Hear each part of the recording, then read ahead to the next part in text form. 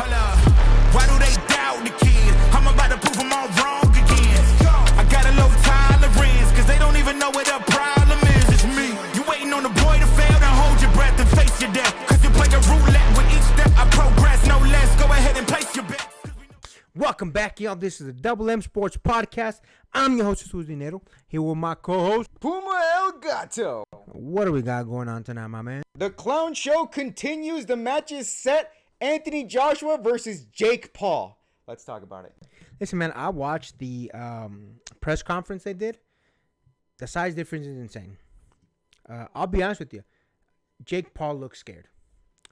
This is the first time where he's been humble, where he's been quiet. He hasn't talked a whole lot of shit. Sure, he still talks a little bit, but normally when he's facing someone where he's gonna, quickly get him out of there, he talks all the shit in the world. He's the big man. He's the one ruling the ring. Blah, blah, blah. It hasn't happened in this particular fight. Again, he has to talk a little bit of shit just to sell the fight, but you can tell the man's scared. Now, that being said, listen, I'm not going to lie. I didn't think this fight was going to happen. I knew, obviously, the names that had all come out of all the potential opponents that he had, from Tank Davis to Anthony Joshua to Nate Diaz too. All these different stupid names that had come out. And I even told him we had done a video on it where we didn't want to address it simply because of the clown show. How do you go from fighting a Gervonta Tank Davis to fighting an Anthony Joshua? So that being said, listen, I didn't think this fight was going to happen. In fact, I even said he's just putting the name out there for clout. Now the fact that they're having a whole press conference around it, there's a date set, I'm thoroughly fucking surprised. Thoroughly surprised. And listen, I want to give him credit because doing the fight itself against Anthony Joshua is spectacular. That being said, I'm not stupid. I know the man more than likely has stipulations to fighting Anthony Joshua. I know people are saying, "Hey, it's a 10-round bout. It's sanctioned. The gloves are set. Like all the stuff for a normal fight is set." Sure, I agree. But there's a lot of other things that I'm sure we're not seeing that are in the finer details of the contracts. And listen, man, if we see anything but an Anthony Joshua go for a knockout, and I'm going to quote Eddie Hearn here. When Anthony Joshua sees you're hurt, he might be the best finisher in the game. So if I see anything less than the best finisher in the game, all the stuff, I don't want to say it's rigged. I'm not going to say it's rigged. But all the stuff, there's clearly stuff in the contracts that protects Jake Paul. Because there ain't no way that someone that used to be the unified heavyweight champion can't finish off a guy that Jake Paul looked like a shrimp compared next to him. And Jake Paul's not a small dude by any means, but he looked like a tiny dude compared to Anthony Joshua. So if I don't see anything less than Anthony Joshua going for that man's head, trying to decapitate him, there's clearly something going on with them contracts. Ain't no way. But listen, if the fight, I'm under the belief personally that I don't believe this is gonna go forward until they both step in the ring. Until it's fight night and they've both crossed into the ring, I'm going to continue to have my doubts. Because this is the first, in my opinion, decent opponent that Jake Paul has faced in relation to boxing. Yes, he faced Tommy Fury. Okay, fine.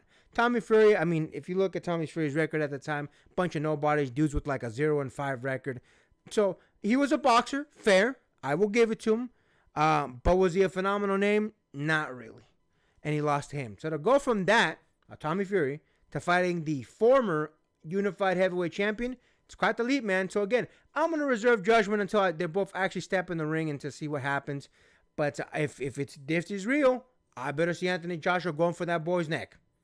What do you think about that, my man? I am absolutely in agreement with you that Anthony Joshua needs to come for Jake Paul's head. Because if you look at Anthony Joshua, especially in recent memory, the fact that he lost all of his belts to Usyk, the fact that he lost in the fight against Daniel Dubois, by which every single person basically said, yeah, Anthony Joshua was going to school Daniel Dubois. And guess what happened? Daniel Dubois absolutely knocked the country breakfast out of him to defend the championship. And now this is his next fight. He can't be looking soft in this. He can't be looking soft. If that's it, it's curtains for this man. He's going to absolutely look foolish if he gets anything less than a knockout. Because guess what? I guarantee you if this is going to happen, if it somehow goes to UD or God forbid a split decision or a majority draw, who knows? If it's anything less than a knockout or a TKO, I guarantee you the next thing that Jake Paul is going to say, I went toe-to-toe with Anthony Joshua, a former unified heavyweight champion of the world, and I went toe-to-toe with him. You better give me my flowers. And the sad part is, if that does happen, I kind of have to give him his flowers. If he does actually go toe-to-toe with Anthony Joshua, and even if he lasts all 10 and doesn't get a knockdown on himself or a knockout or whatever, I still kind of have to give him his flowers. But again, we're kind of far off, or we're at least 2-3 weeks off from the fight day as it stands. So again, we've yet to see, yes, we've seen the contracts that signed. Again, that can fall through by, I don't know, injury, somebody gets arrested, somebody gets involved, who knows? We're still 2 weeks away removed from the fight. So we've still yet to see the fight happen. And again, I'm already casting doubts if it's going to actually happen or if it's going to fall through, if there's any sort of contract stipulation going to be added on after the fact.